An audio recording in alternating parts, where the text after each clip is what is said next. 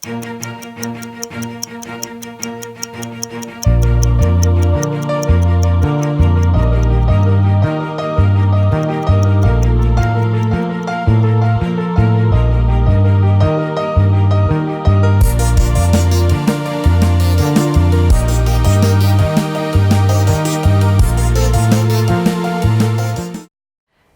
honte. À un moment ou un autre de notre vie, on se retrouve tous dans cette situation où on voudrait disparaître sous terre. Si, forcément tu en connais. Ça peut être le très célèbre « je suis un petit peu pressée et je veux passer par une porte et en fait c'est une vitre ». Ou alors, qui arrive beaucoup plus souvent, tu vois quelqu'un de l'autre côté de la rue qui fait des coucous, t'es tout content, tu fais coucou et c'était pas pour toi. Moi dernièrement, ce qui m'est arrivé où j'aurais vraiment voulu que la terre s'ouvre et m'avale, c'est quand dans le RER un peu pressé, un peu fatigué, je me suis enfin effondrée sur mon siège, sauf qu'il y avait déjà un monsieur assis dedans. La honte.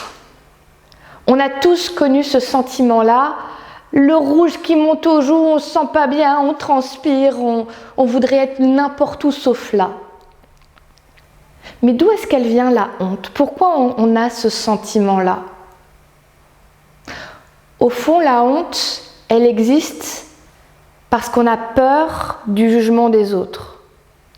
On a peur de ce qu'ils peuvent penser, de ce qu'ils pourront dire pour nous blesser. Si là, maintenant, je marche et que je m'effondre par terre et que les gens autour de moi sont juste embêtés pour moi et se dépêchent de me relever, j'ai mal.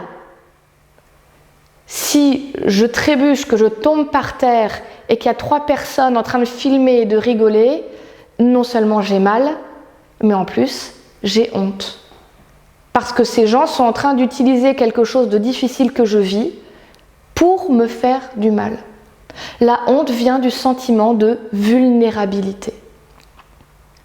Dans le livre de la Genèse, dans la Bible, la première fois où on parle de honte, c'est avec ce que la Bible dit être le premier homme et la première femme, Adam et Ève, qui avaient toujours vécu nus, qui n'avaient jamais vu de problème à ça, et puis qui à un moment découvrent ce qu'est le péché, le mal. Et là, tout d'un coup, ils ont honte d'être nus. C'est comme si tout d'un coup, ils se rendaient compte qu'ils sont différents et que cette différence, l'autre peut l'utiliser pour être blessant, pour faire du mal. Et donc, ils vont essayer de se cacher et de se mettre des petites feuilles un peu partout. On voit souvent ça dans les peintures, les vieilles peintures, les petites feuilles qu'on met là. Quand Dieu vient les voir, parce que le mal est là, est arrivé, et qu'il leur dit « mais qu'est-ce qui s'est passé ?» Alors, il y a plusieurs choses qui se passent, mais un peu plus tard, on nous précise que Dieu va les habiller, va cacher cette honte pour qu'ils n'aient plus peur d'être blessés. Et ça me fait réfléchir. La honte, personne n'aime ça.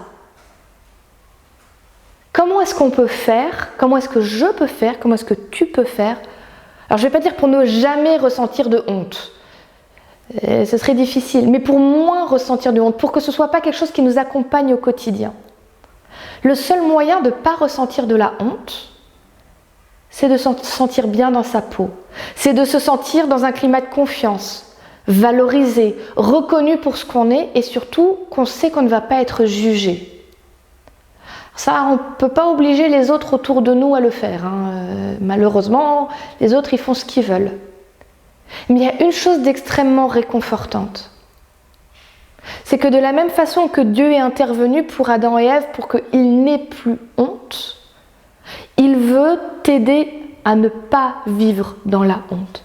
Et pour ça, il dit « Je t'aime, tu es important, tu as de la valeur, je ne veux pas te juger, même si tu tombes, même si tu te trompes, je suis toujours là pour toi et tu seras toujours important pour moi. » Un petit enfant, quand il commence à apprendre à marcher et qu'il tombe, ou s'il apprend à faire du vélo, quand tout se passe bien et normalement, quand il a une famille où tout se passe bien, il n'a pas honte d'échouer. Il pleure peut-être un coup, mais il se relève et il réessaye. Pourquoi ? Parce qu'il sait que ses parents sont là et qu'il ne se moque pas de lui et qu'il l'encourage. Dieu veut être comme un papa ou une maman pour toi qui te dit si tu tombes, n'aie pas honte. Je t'aide à te relever, je t'encourage, continue, persévère, tu n'as pas de raison d'avoir honte.